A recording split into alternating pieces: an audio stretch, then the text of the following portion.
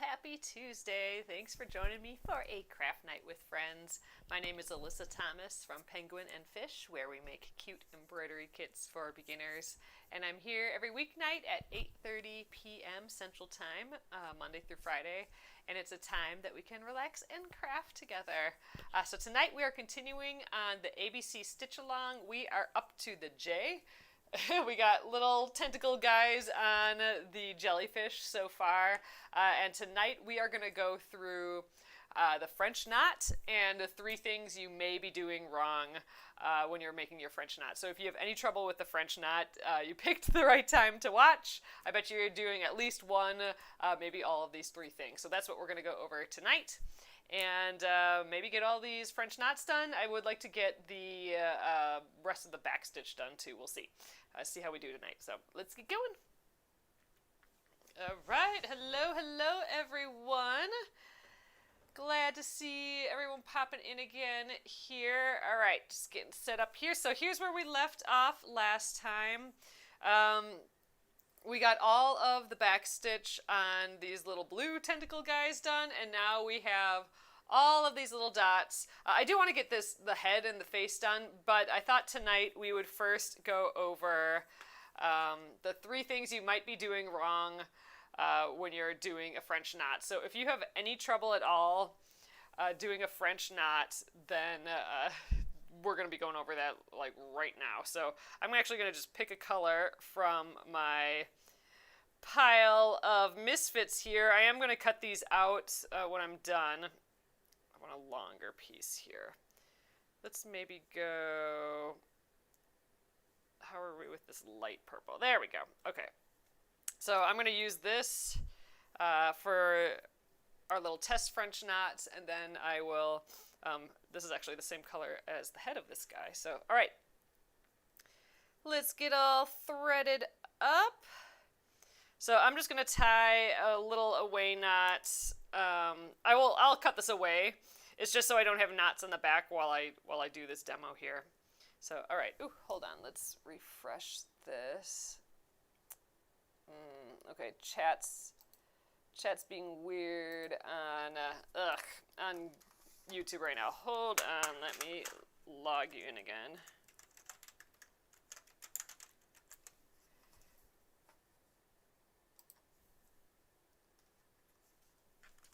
Okay, we should be okay on YouTube again now. Okay, I think we're fine. Okay, we're back. So, all right, let's get going on the 3 things you might be doing wrong on a French knot. So don't mind this knot right here. So we'll start down here. I'm gonna actually take all these out when I'm done, but we'll start down here. There's actually one more little dot that's a little hard to see right here, it looks like. Okay, so let's go through a French knot to start out with, and then I'll show you the 3 things that you might be doing wrong. So here's how I like doing a French knot. We come up on a side of our dot on the design there, then I set it on a flat surface. This could be your lap. I hold the thread in my left hand. If you're left-handed, you know, if you're holding your needle in your left hand, then hold the thread in your right hand. So it's the opposite hand that your needle is holding. And I'm going to point my needle towards my hand here, away from the fabric, and we'll wrap around our thread twice. I'm going to put my finger on those loops so they stay in place. And now I'm going to point my needle towards the fabric. We'll go in the fabric on the other side of that dot. Halfway, then I can pull those loops tight. And now I'm going to just place my thumb on there to hold those loops in place while I pull the thread through. And there we have a nice little French knot. I'll do one more quickly here without talking through. So this is just how, like, my normal speed of doing a French knot. This is like how I do it every single time. All right, so that's how I do the French knot. So here are some things you may be doing wrong that might be tripping you up, and we'll go over how to do this slowly again too. But see if you're doing any of these things wrong. Oh, Jam, this is the most a French knot has ever made sense. I have not even gone through the things you might be doing wrong yet. Oh, that's funny. Well, that's great. I'm glad to hear it. But all right, so some of the things you might be doing wrong, and we talked a little bit about this last night. So the first thing you may be doing wrong is not pointing your needle away from the fabric. Oh, thanks for the roses. Away from the fabric and towards your fingers. You might be pointing towards the fabric. So this is what happens if you point your needle the wrong way to begin with. You might be doing everything else right. So I'm going to wrap it around twice, hold those loops, hold everything in place, pull my needle through. But if you're pointing your needle towards the fabric when you start, you are going to end up with... Oh, I'm going to scoot you guys in a little bit more. Hold on. There we go. You're going to end up with just a tiny, tiny little stitch. So see, it's clearly not a knot. It is just one tiny stitch. So if you ever had that happen to you before, it is happening because you are pointing your needle towards the fabric instead of away from the fabric. So I like thinking about it as if I'm pointing towards my other hand. I'm not pointing towards the fabric. So again, if you point away from the fabric and you go through the process, you will get your knot instead of that little tick mark like that. It's just it's not even a knot. It looks like a little stitch. So that's the first thing you might be doing wrong. So remember to point your needle away from the fabric when you start out. Okay. So let me know if you've done that before, that little mistake. I know I've definitely done that before. So let's do the next thing you may be doing wrong. We'll go up here for this. So the next thing you might be doing wrong is coming up. So this one you wouldn't think about this one, I don't think typically, but it's coming up right in the center of your dot. So it makes sense. Like you'd think, yeah, I'm going to go right up the center of the dot, right? So then we'll do our French knot normally, and I'm going to go back down in that same hole.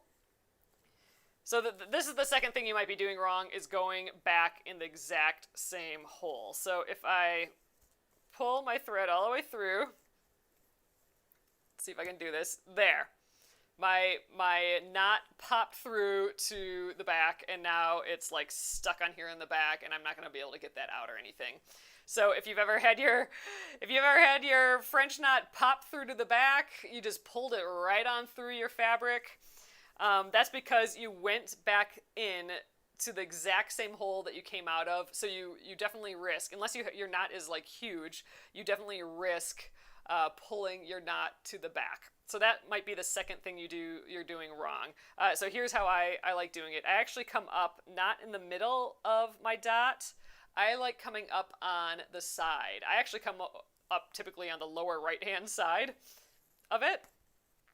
And then I will do my French knot. So again, pointing my needle away, wrap around twice, hold those loops. So now at this point, when I turn my needle back to the fabric, now I'm not going in the same dot. I am going to go like directly across. So I'm going to go in the upper left hand. If it was a square, I'd go in the upper left-hand corner here. So I actually have fabric in between the thread and the needle here, right? So there's a bit of space, so the fabric will hold your knot in place. So let's pull the rest of the way through. Get my finger on there to hold those loops in place. And there we go. So you're never going to pull that through unless you pull so hard that you actually tear the fabric, but that's pretty unlikely. So that's how to solve that. You just kind of cross over your dot instead of going right in the middle of the design. So that is the second thing you might be doing wrong for the French knot. So the first was, again, pointing your needle towards the fabric instead of away from the fabric. Then you'll just get a little tick mark, just a little tiny stitch. The second was going in the exact same hole that you came up from. You could risk pulling your knot to the back, which is a huge bummer. The third thing you may be doing wrong is you might be doing everything else right, but not everyone does this, but I find that it helps a lot. The last thing you might be doing wrong is like not pulling your loops tight to the fabric and just like, you know, pulling through, letting the whole thing be kind of loosey-goosey. So I usually put my finger on there to hold those loops in place, but let's say I didn't do any of that. I might end up with a crazy loopy mess. So this is kind of an exaggerated one, but it happens still, right? So if you have a big crazy loopy mess, it might be because you're not holding your loops in place. So let's do that again. So even if you pull your loops towards, like, so they're tight against the needle and the fabric there, still, I like at this point I like holding those loops while I pull my needle through so it doesn't go everywhere. Oh, thank you guys for the likes. I appreciate it.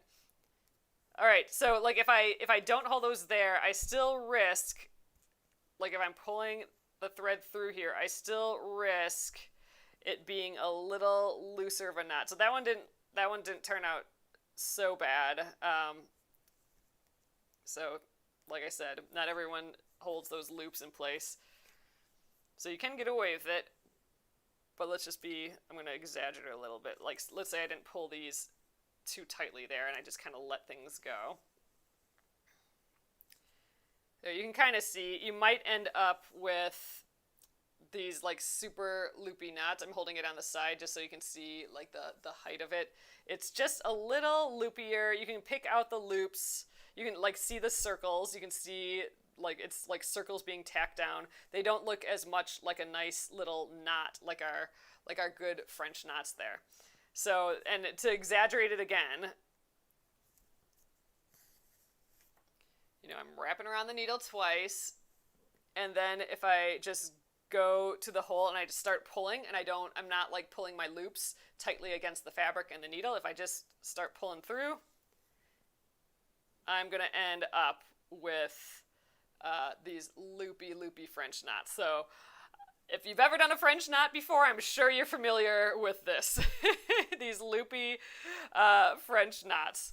So again, to avoid that, I'm just going to run through the whole thing again. To avoid that, what I do, I'm just going to pick another dot here. You know, I'm wrapping around the hoop, and then I'm holding those loops in place. Point your needle back towards the fabric, and then I'm putting in my needle in halfway here. And at this point, I kind of stop and I pull with the thread that's close to the fabric here. I'll pull that so all those loops get nice and tight against the needle and the fabric there. So I'm going to pull that tight, and then I go the extra distance by putting my thumb or a finger over it to hold those loops in place while I slowly pull my needle through. So that's so they don't like get away from me, so they don't start unlooping themselves. And there we go. You can feel when you pull it all the way through, and we got a nice tight knot there. So those are the three things you might be doing wrong with the French knot. And so I'm going to just walk through doing all the things correctly now, and just to go through it again, just so you guys can see it in slow motion again. All right, I'm going to just pick a dot over here. I'm going to come up on, I like coming up, like I said, on the lower right-hand side of the dot. I don't come up right in the center. We'll come up, and I set my piece on a flat surface, because you can't do a French knot with just one hand. I mean, you could try, but it's not going to be the easiest thing. So I just set it on a flat surface, or just any surface. I just need my hands free. So if I was sitting on the couch, I would just set it in my lap or on a pillow or whatever. It doesn't need to be a flat. It just needs to be free of my hands. Then I'm going to hold the thread with the hand that's not holding the needle. So in my case, it's my left hand here. So I'm holding, about 3 inches, 2 inches or so there. Then I'm going to point, this is the important part, I'm going to point my needle away from the fabric. So I'm pointing like straight up, away from the fabric. Another way to think of it is point it towards your left hand. Not this way. We're not pointing towards the fabric. We're pointing away. And then I'm going to wrap around that thread. You can wrap around like this too, that's fine. I like taking the needle and wrapping. And so now I got 2 loops on my needle. I'm going to hold those in place. And now at this point, I'm just going to shush this thread out of the way, and I'm going to now point my needle towards the fabric. So this is the first time I'm pointing towards the fabric. And now I'm putting the needle in, but I'm going on the other side of that dot. I'm not going in the same hole. I'm like crossing over the dot. So I'm going to put the needle in about halfway. Then I can let go of those loops, and I'm going to tighten those loops up against the fabric and needle there. And now I'm going to just put my finger on there and to hold those loops in place, and we're going to slowly pull the thread through. And there is our perfect French knot. So that's our little French knot demo for the day. I'm totally happy on going through that again for you guys too, if you want. But let me know in the comments if you've done any one of these things or all of them. I know I've done all of them, and that's how I was able to eventually figure out what I was doing wrong here. So that's that. I'm gonna trim all this out. And then I'd like to do some of these French knots in the actual colors, so we can pick what colors we want to use for it. We could do different colors than this if we wanted, but I'm going to trim all these out because we are actually using these same dots that I just stitched over. So, all right. But yeah, let me know if you've ever had any trouble with the French knot. I know that can be one of the trickiest stitches, I think, to get going with. So I'm just cutting in between all the stitches on the back here. And then we'll see if we can pull these all out.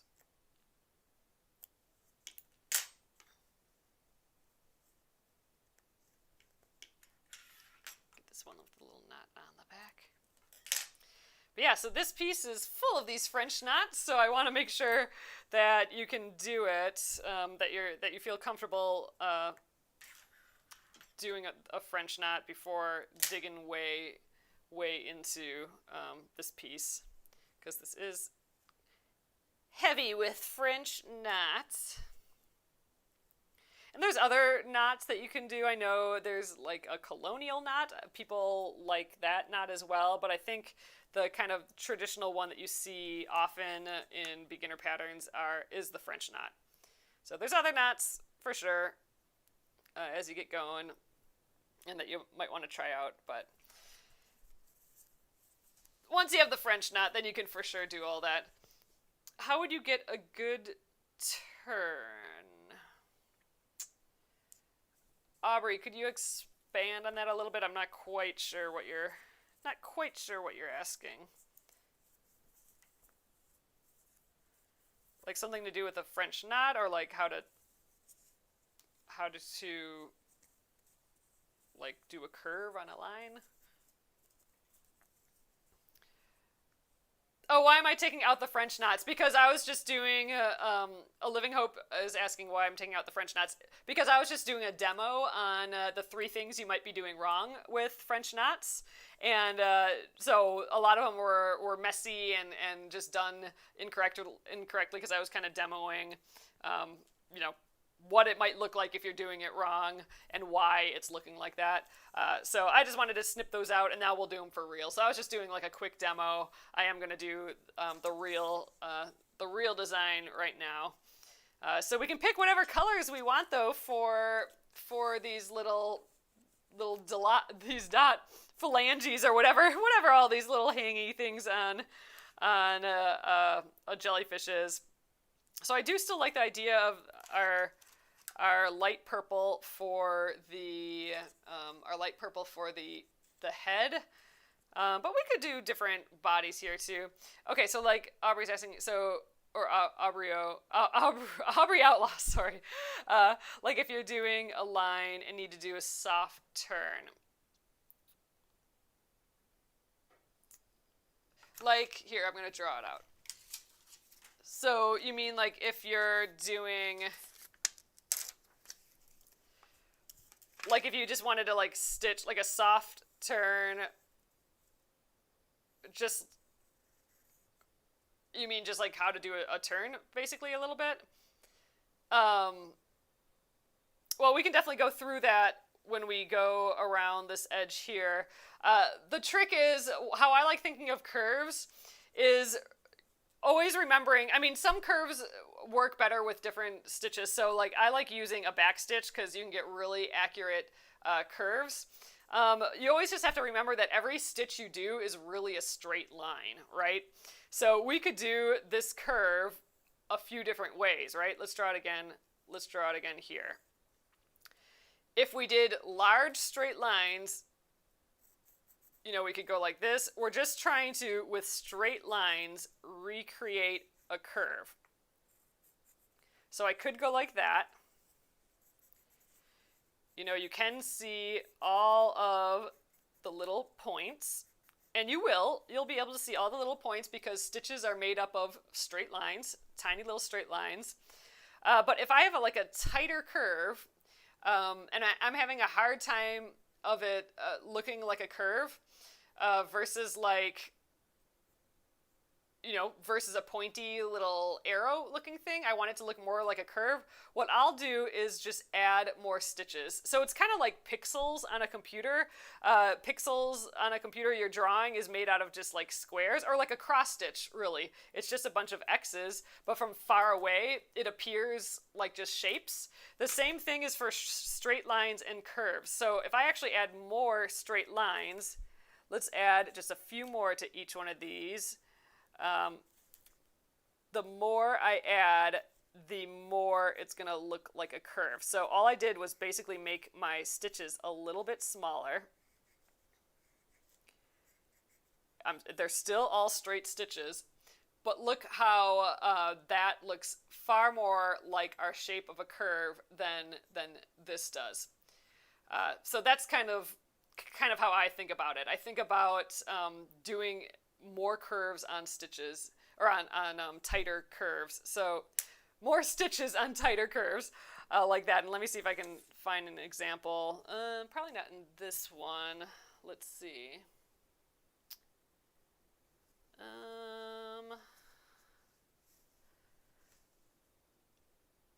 I don't know if you can quite tell in our fox here, but I have like larger stitches on the tail because that's not really a tight curve.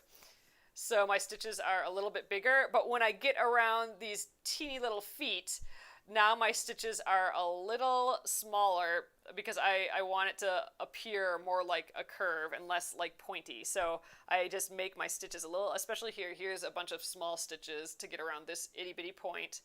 And I'm just adding more stitches, smaller stitches, to kind of give the appearance of a curve. It's always about the appearance of something because we're never actually making a curve, right? We're always just making straight stitches. So let me know if that answers your question at all. That's kind of how I think about curves. So some stitches, some types of stitches do work better for curves than others. Like a back stitch, I think, is a little easier than like a stem stitch to get a curve. So that might be something to consider if you're doing a piece with tons of tight little curves like that. I would definitely think about maybe a back stitch is a good stitch for that, because you can get like really accurate curves with that. Oral arms are the French knots, the straight lines. Oh, oral arms? Is that what they're called, Amy? Oh, so funny. Okay, so I think, yes, I'm a natural blonde, and Amy both said the parts here. So these little blue lines are the tentacles. We looked up some parts, some anatomy here. So these blue lines are tentacles. The little straight stingy guys, and then these are oral arms. Okay, oral arms are the French knot. So these little, like those bloopy little jelly segments coming down are the oral arms. Well, that's we're gonna learn all sorts of animal anatomy by the time we're done with this. I think that's funny. All right, so someone said they did like the burnt orange, or the heavy orange color. So let's do that. I'm kind of feeling like it'd be fun to put pink in here. Let's just throw some pink, because I don't think I've done it with any pink before. And that orange always looks pretty fun with the pink. Now maybe let's add the yellow. I'm also trying to look at colors that I haven't used a lot of yet. I haven't used this tiger lily a lot yet, but I don't know. The yellow we haven't used. That's kind of bright and fun. Should we do that? I think let's do that. Yeah, let's do that. And then we'll keep the purple for the head, because I do kind of like that. All right. So I think maybe we have the pink be the main thing. So maybe wherever there's yellow, we'll stick to yellow. And wherever there's this like really dark orange, we'll stick to our dark orange. This is our California poppy color. And then wherever this light orange is, we'll use the pink. I think that'll be really sweet. I like it. Okay, let's start with the yellow, just because, I don't know why, just because. Because there's the least amount of those, I think, and we'll feel like we get a lot done faster, I think. I do have, it looks like, some scrap yellow. Okay, that's a pretty good size piece. I'm always trying to use for my little scrap pile before starting up my full pieces. We got more yellow hidden in here.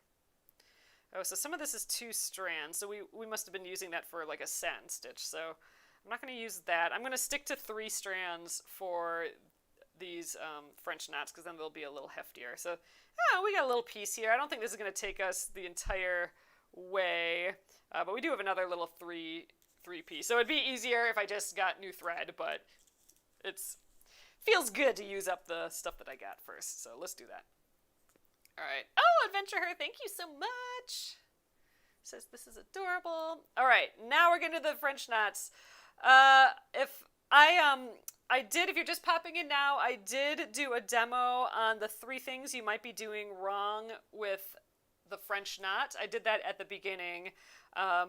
This will be saved on YouTube, so you can check back on YouTube and just watch that demo. If you're having any trouble with a French knot, I think that will help out a little bit. All right, so I'm actually going to just look at the cover here. I think that's fine to see what goes where. So I do kind of have to pay attention, like where these dots are, and it looks like these 2 are the start, and then this entire, what did we call it? Entire oral arm is the yellow. So I think I'll weave into the backs of these stitches to get started instead of tying a knot. I don't like, where are we? This middle one. I don't like tying knots on the back of my design because I think I get stuff caught on them, and I don't like the extra little end hanging out. I always feel like I pull that to the front, and then I got fuzzles on the front that I don't need. So I weave in my ends back and forth 3 times here.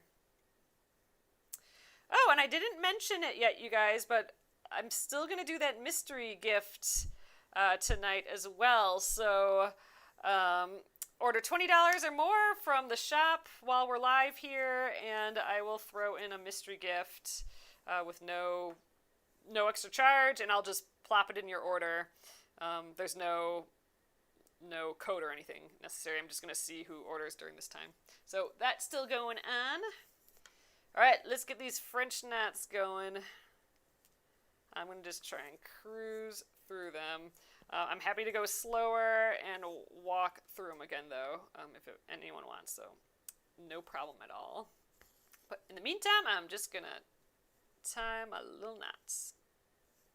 I guess I do like wrapping it around, and I keep demoing it by wrapping the needle around, but when I'm just cruising, I just kind of do both, like wrap both.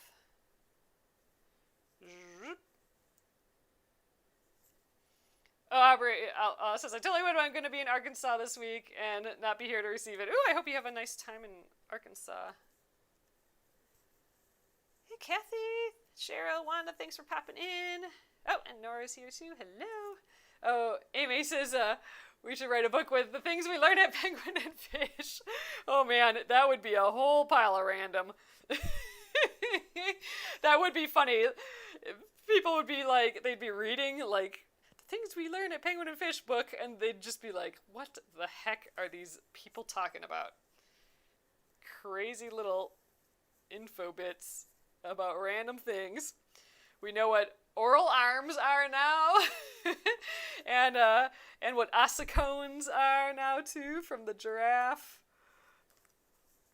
I don't think I'm gonna forget that ever. Took a few times for me to remember, but I think I got it now.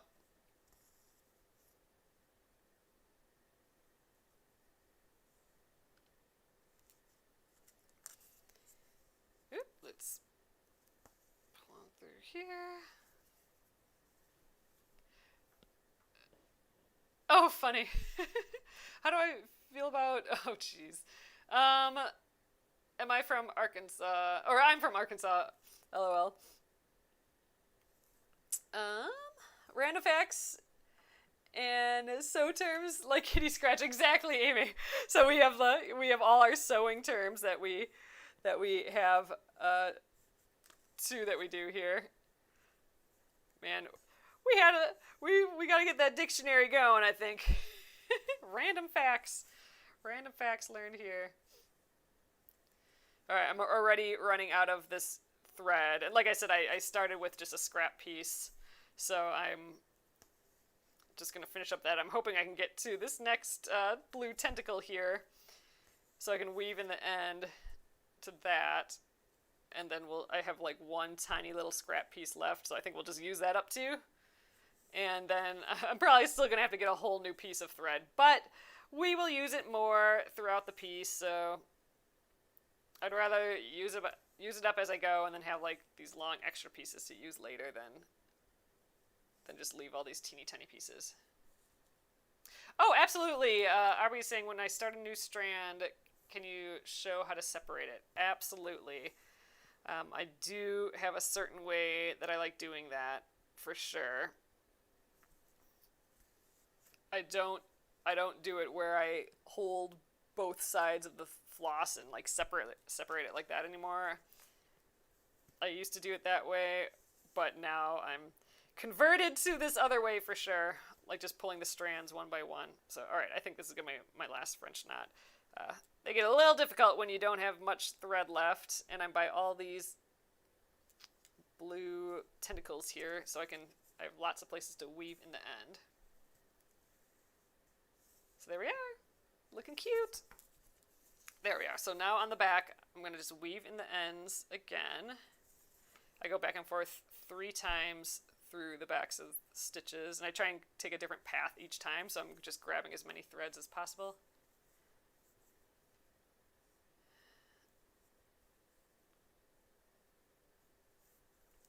Alrighty, let's trim that. And when you weave it in 3 times, you can like trim really close to your stitches too, so you don't have like tons of stuff flying around all over the place on the back here.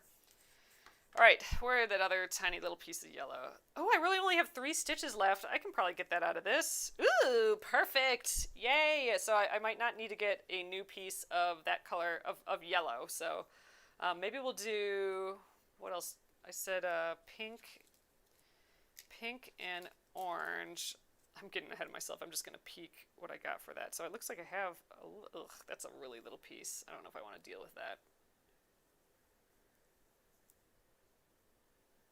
And this other piece looks like it's maybe just 2 strands, and I want to work with 3. So I think we'll cut a new piece of our orange. So we'll do that.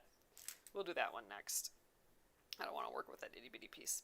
So that's I'll separate the floss with the orange. So we'll do that right after this, like 3 more little stitches here. Normally this would super annoy me that I had to get a whole new thread to do 3 stupid little stitches, but in this case, I'm glad about it because I'm using up scraps that I had. I didn't have to cut a whole new piece for it. Oops.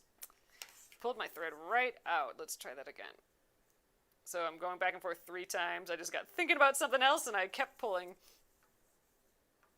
Oh, how did I thread that so easily? I will show you how my favorite way of threading a needle. And it does go super fast like that once you get the hang of it.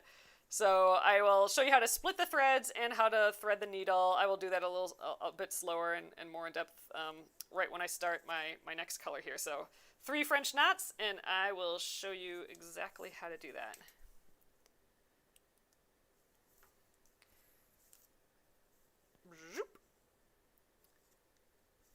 One. I think that's just 3. Yep, that's it for the yellow after this. So we're actually done with this particular, wait, what are they called again? Oral arm. We're learning all of the jellyfish anatomy. So what's this? What's the top like jelly membrane-y head thing called? Just the head?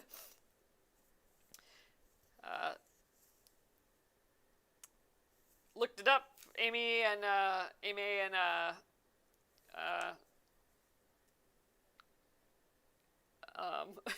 think Jenna over here looked it up, and so the blue ones, those little stringy ones, are tentacles, and then the like globs of stuff in the center are the oral arms. Looking up our jellyfish anatomy for us. Right, that's it for the yellow French knots. I'm just weaving in my end 3 times again, and we will get that next color. Oh, Patty says, I just started cross-stitching again and have been struggling stitching on Black Ada fabric and threading. Okay, Black Ada. Is it just hard to see because it's the black fabric, do you think? I don't think I've ever stitched on Black Ada before. I'm hoping to get into cross-stitch again soon here. We'll get there. All right, so I'm going to cut a whole new piece of floss here. And I typically cut about 24 inches or so, 18 to 24 inches. Ooh, I'm using up a lot of this here. I've been using the same floss for all the letters so far. I'm just kind of seeing how far we get with the floss I have. So here is how I like separating my thread. So I need 3 strands. And just to go over that again, embroidery floss comes with 6 strands typically. So it's called stranded floss or 6-strand embroidery floss. You can see all the strands here, and it is meant to be able to easily separate the strands. So there's some floss called pearl floss, so pearl cotton floss, for example, that is tightly twisted. You will not be able to separate the strands. So if you can like tap the end of it and all the strands come apart like this, you know you got yourself some 6-strand embroidery floss, basically. So, oh, Cheryl says working with a dark fabric with a light under it can help. Oh, that's interesting. So a light under your dark Ada fabric might help. Oh, that is interesting. Yeah, because you could see all the holes from the top then. Oh, I'm going to try that. Oh, so that's what you're saying too. Oh, that's what Yes, I'm a Natural Blonde is saying. Dark Ada is tough to stitch in. You guys are like talking to each other at the same time, almost the same comments. I try to have a light behind the fabric to see the holes better. Nice. Oh, you just started that and it made a big difference. I would have never thought of that. That is a great tip, you guys. Cheryl and Yes, I'm a Natural Blonde. We got tips on YouTube and TikTok. Oh, and Adrian on Facebook says Black Ada is tough to cross stitch on. Recommend putting a light bead underneath. Oh man, everyone knows all the good tips. Oh, like a white sheet so you can see the holes better. Oh, I love it. Okay, I'm going to keep that in my head. So, all right. So we're going to separate our strands into 3 just because... Okay, so the reason to have 6 strands is that you can pull them apart easily, and what you get then is being able to decide how thick you want your stitches. So I'm going to show you guys this again, my floss thickness guide. So if we just look through 1 through 6 here, this is 6 strands of embroidery floss, what it looks like, how thick your line would be. So this is just if you didn't pull any strands out. it would look like this, versus if you pulled out one strand and stitched with it, you'd have a really thin line. So the floss here is 6 strands, the thickness guide text is 1 strand, so it really is a big difference. And then you have the gamut in between. So I like typically stitching, my go-to is kind of 3 strands. It's a nice in the middle sort of line. It's not super fat, it's not super thin. So I like stitching with 3 strands. Oftentimes with embroidery and with cross stitch, you'll stitch with like 2 strands, sometimes 3 strands. So it just gives you a thinner line to not use all 6 strands. So that's the reason why this is a thing. The ability to separate threads. It's just to have different thicknesses. So how I separate it now is I isolate 1 strand. You can like bop the top there, that'll help isolate it. And I just kind of pull on it a little bit. And I'm holding the floss in between my fingers like this, and I will just pull that 1 strand all the way out. It will bunch up like nuts behind, and then when the thread is all the way pulled out, it'll just relax. I just run my finger through it. You don't even have to do that, but I feel like then I'm less likely to get a knot. And then I just separate another one. You have to do this one at a time, otherwise it won't work, but it will go really fast, like zoop, there. That's how fast it goes, and we'll just do one more. Again, I'm just trying to get 1 strand. If I pull 2, it's gonna not be happy with me. All right, I can't get one in there. Let's grab this one. Okay, there we are. And pull it on out. And there we go. Now this relaxes. I could just run my hand through it. So I got my 3 strands on this side, and now I have these 3 strands that I pulled are all laying out here. And I can just grab them all, put them all back together. They don't even have to be perfect because I'm going to trim the end anyway. So let's just kind of grab them, and I'm just running my hand through it again. And what's nice about pulling them out like that is your strands lay really, really kind of flat and nicely next to each other. They're not all twisted up. All right, so that's how I separate my strands. So now how I thread it so quickly. First of all, you do want a clean end. This is an especially not clean end. We got one strand is a little longer than the other. This one's super fuzzy, so I definitely want to snip that. Get rid of all those little fuzzles. And grab my needle. All right, so what I do is, you know, I'm never having my thread out like in the air like that and trying to thread it. I think that just would be impossible. So what I do is I pull the strands so it's right in my fingers like so, where I can make this pinching motion. So this is called the pinch method of threading the needle. So I am pinching it, which is squishing it nice and flat, which will make it easier to thread. And then how I thread it is, you know, I'm getting this pinching motion, and then I'll unpinch slowly. And then the second I see that little bit of color from my thread coming through, I will put my needle over the top and just push on down through my fingers.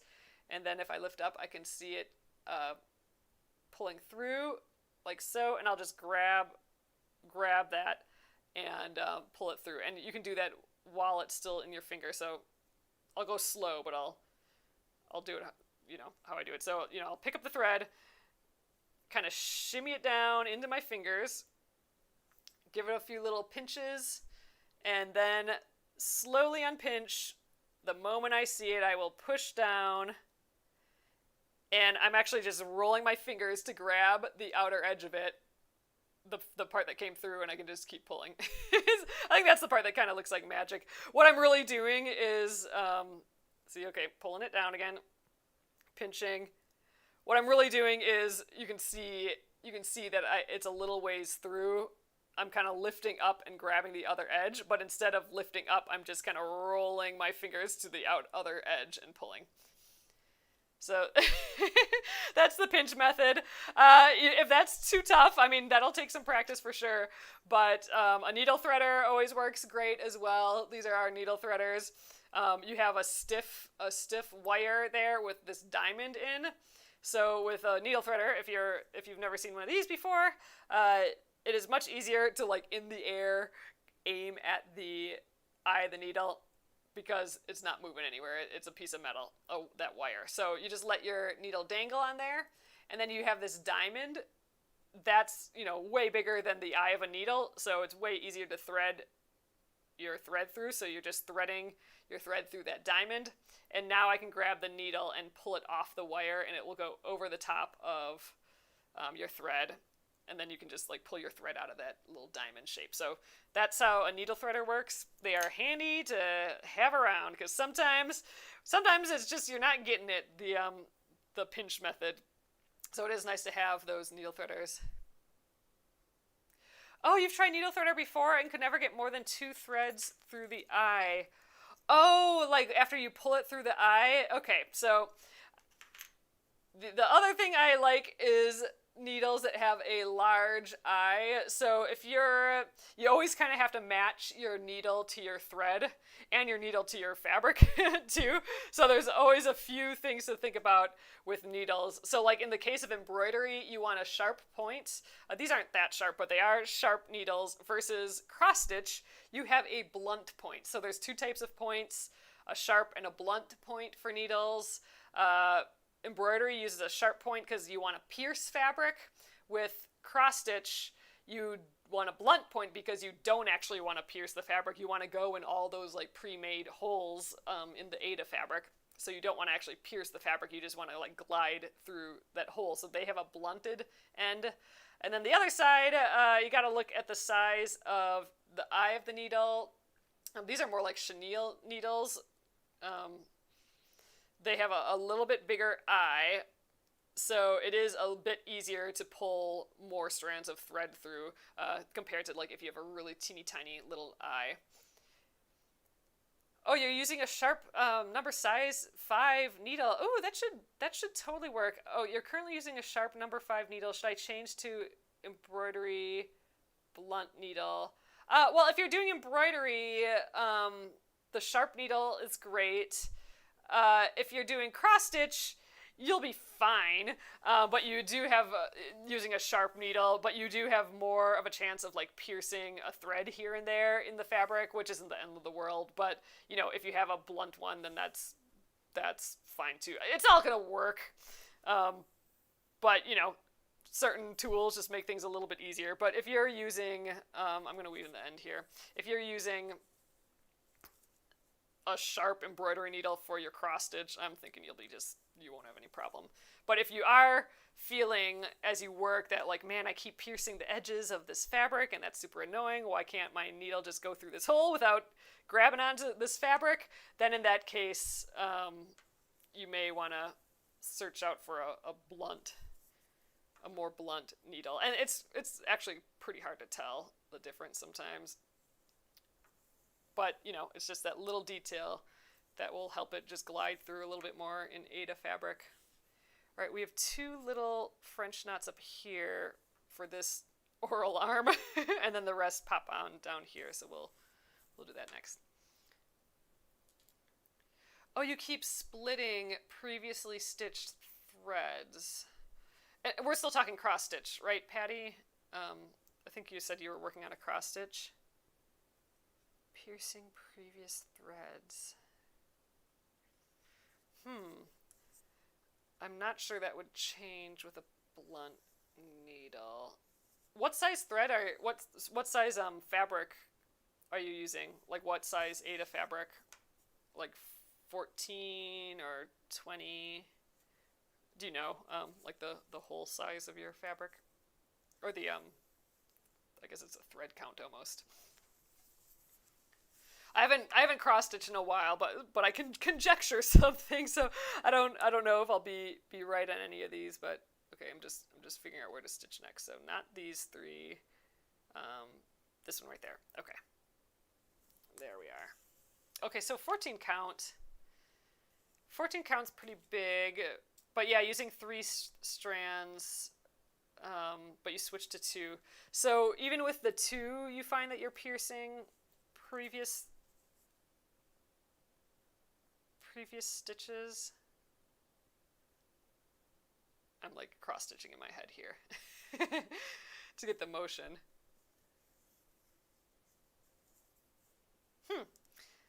I'm not not sure. I'd be interested to see, though, if you wanted to post in the Penguin and Fish Crafters group on Facebook. I'd love to see. I'm just curious, like, what you mean by piercing previous threads, because in my head, you're kind of, with an X, you're not really... So, like, when you come up for the next X, like, that next X is piercing the previous one just a little bit. I'm thinking maybe it was too much thread, like the 2 strands might work better than the 3.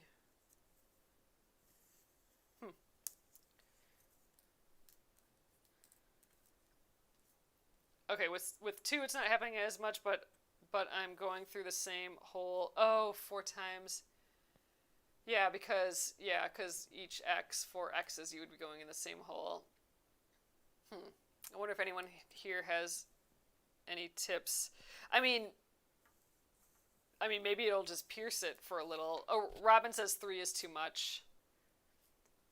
Yeah, because with 2 strands, if you're doing it 4 times, which makes sense, then you'd eventually have 8 strands in there. That is kind of a lot for one of those holes. Now that I think of it, isn't it? So yeah, maybe the 2 strands will help. Oh, it catches a bit of one of the other ones. So Robin cross stitches. So 3 is too much. That's good to know, because I'm hoping to do some of this, and I have not done it in a while either. So I'll definitely do it with 2 strands when I get going on it again.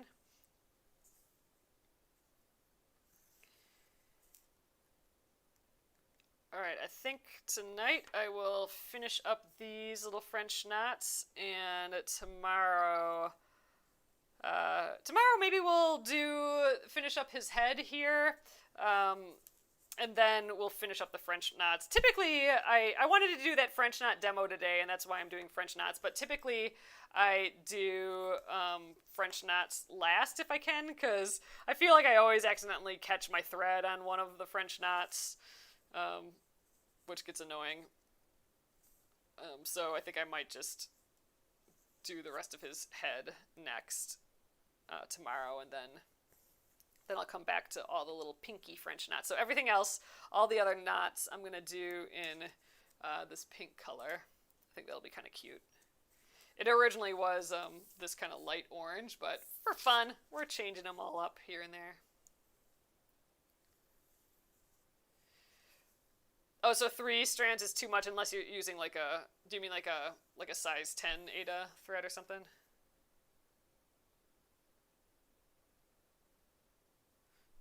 Oh, Aubrey, I think I missed what you said. Oh, is your hand okay?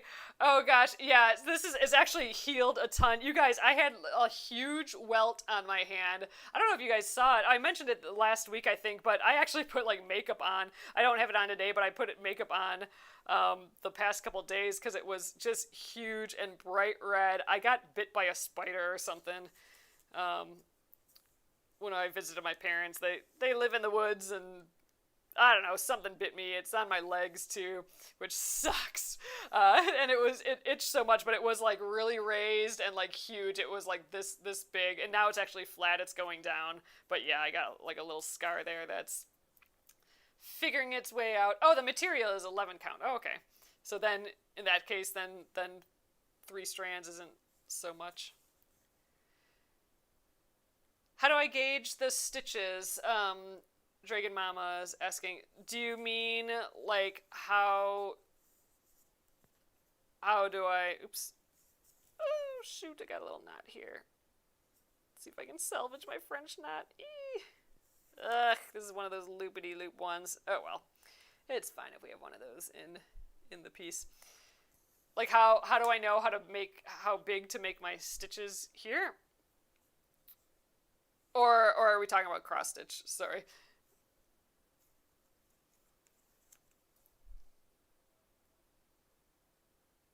Yeah, for I don't know if you're referring to what I'm working on here or our little conversation about cross stitch. For cross stitch, yeah, the gauge of the fabric is like 14 count means that there's 14 I think holes or like fabric spaces within an inch. So like 10 count would be 10 in an inch. So, you know, your stitches would be bigger, and then like what is, I think 20 count is a common number, so that would be more stitches in the like 20 inches or 20 stitches per inch. Yeah, so Patty says higher the count, the smaller the stitches, exactly.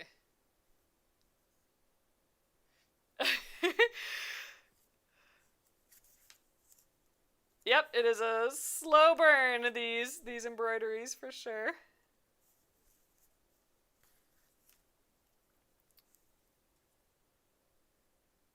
Oh, Cheryl says when working with a finer count fabric for cross stitch, 1 or 2 threads works best. Ooh, I don't think I've ever cross stitched with one thread before. That'd be kind of fun to try. All right, this is it for our orange. Little orange dots, our orange French knots.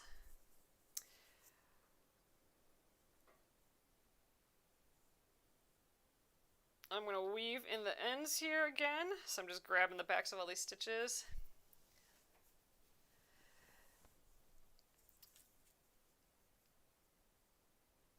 Sassy, are you asking about like what's a good embroidery to start out with? All of these animals that we're doing really are great for beginners, and we're going through all of them this year. So you can always join if you're struggling with one. Like come to the live and just ask questions, and I can demo how to do something if it's confusing. But yeah, all of our kits are for beginners, and these are some of our older patterns. They just are iron-on or traceable patterns. We did the iron-on version, so we've pressed this onto our fabric. They should all be great for beginners, and again, I am always here. I'm here Monday through Friday at 8:30 p.m. to 9:30 p.m. and always ready to do a demo if you want, for sure. All right, I'm going to get my thread prepped. Oh, I just said I wasn't going to do all the French knots, but now I kind of want to do them. So I'm probably going to stop for the night here soon. I'm just going to get prepped for tomorrow. Maybe I'll do a few French knots in the pink just to see what it looks like. And then we'll call it a night, and I'll come back in.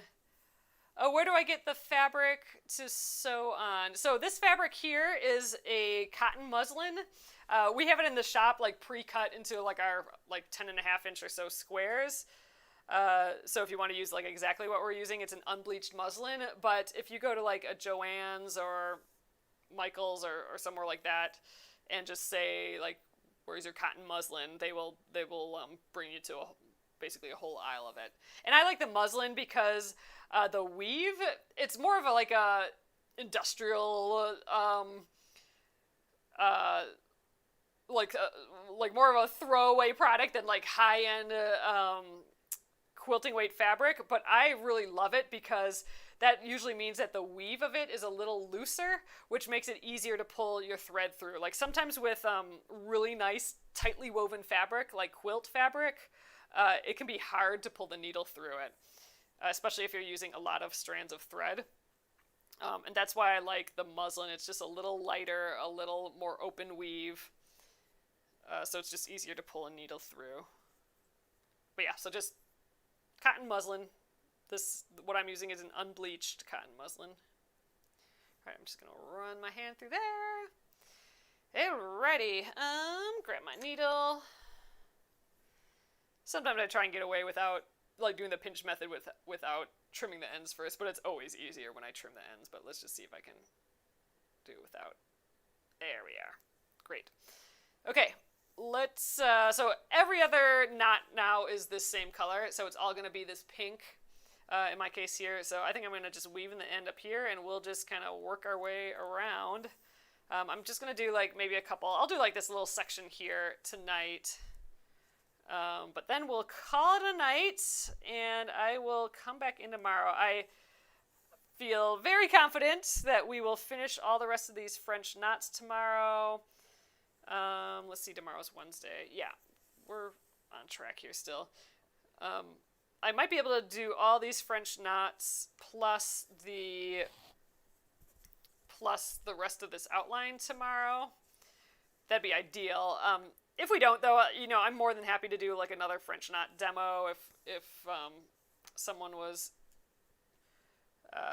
not getting the French knot yet after, if you came in late or something, I'm more than happy to do that again.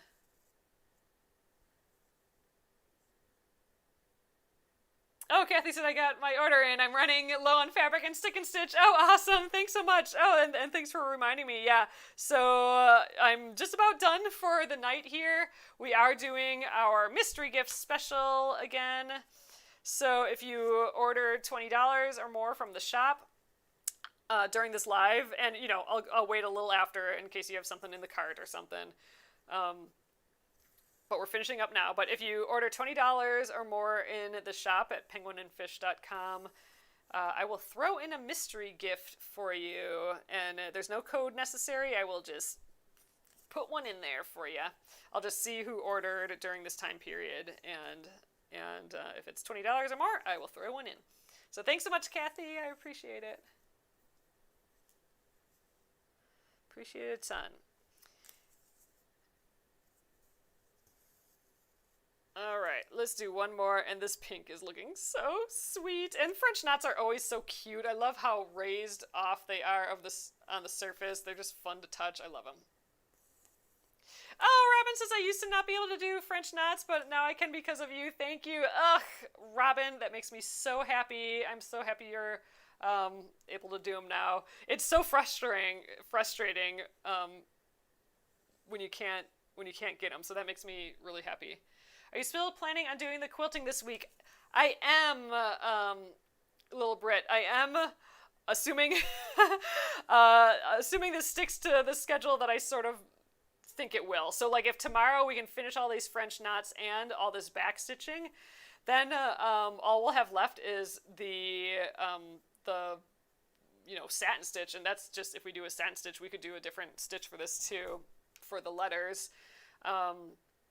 So if that's all we have left on Thursday, then I think on Thursday we'll probably prep our piece. And by prep, I just mean do like we did with the giraffe here.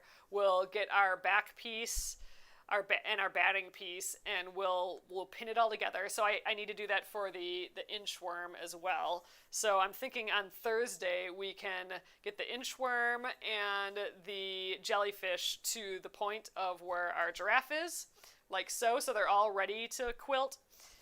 And maybe we can even decide on like what we might want to quilt them as, because I don't have an idea for the design, except for someone mentioned like maybe bubbles for this. So I like the idea of doing, I think in quilting it's sometimes called pebbles, where it's just like filled with circles. So I do kind of like that idea for this guy here.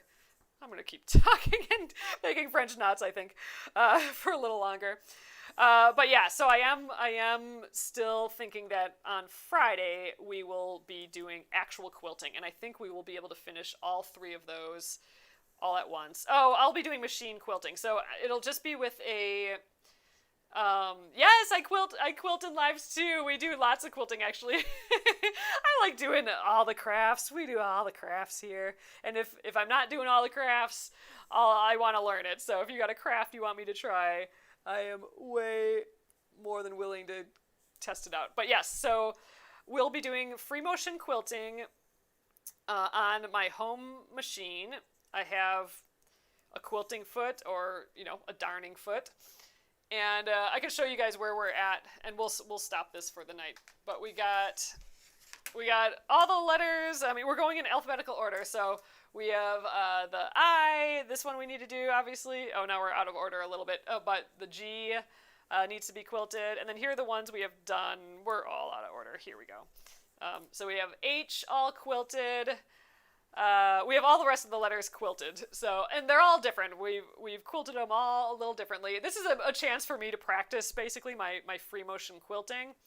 I really like this one. I think this one's my favorite. These little itty-bitty flowers, like a little wreath around them, and then squiggles on the outside. Oh, this dog we wrote words in, and we put this little heart. That was fun. Oh, a whole thing of hearts would be cute. These swirls getting in and out, I need some major practice. They always end up so freaking wonky, and I always get so nervous, like, how am I going to get in and out of the space? So that'd be a good one to maybe do again, just so I have more practice. And these cute little flowers here. Oh, and then we were just kind of all over the place with this alligator, but I think it's kind of fun. We tried to make a little scene, a little cloud, little wispy wind shenanigans, some water. I don't know. So that's where we're at now. Oh, T.S., thanks so much. So that's kind of the plan for the jellyfish, the inchworm, and the giraffe on Friday. So like I said, I'm hoping to finish this on Thursday, plus do the prep where we pin it all together, and then on Friday we will do the machine free motion quilting. Sheila is asking, am I still planning on quilting one by hand? Definitely. I think we should definitely quilt one by hand. And we could even maybe start one. So maybe one of these three we could do by hand. We'll see how the quilting goes on Friday. But yeah, we could quilt two, and then we really could quilt one by hand. I have all the supplies here, but that'd be really fun. So we could do by hand. Ooh, the inchworm, you could do little apples. Oh my god, I love that idea so freaking much. Little apples. I do love that. We could do like a big one in the background by him, maybe. This will be cut down. I actually made a guide when I was at my mom's house. So here's actually my little guide now for how big I'm gonna ultimately cut these blocks, and then they'll be sewn in another quarter of an inch all the way around. So they're gonna end up in the quilt as 8-inch blocks. So I'll need to cut them to 8.5. But I'm actually quilting them a little bit bigger, so I don't need to quilt all the way along the edge. So this will just be helpful for a guide. But yeah, an apple like behind him would be really cute with little leaves. And then we could do like a bunch of other little apples. Ugh, that's a cute idea. Okay, I love it. So, all right, we got an idea for the I and the J. And now we'll need one for the G, the giraffe. Maybe that one we can do by hand. Even just like lines would be fun by hand. I don't know. I do like the idea of doing one of them by hand for sure, though.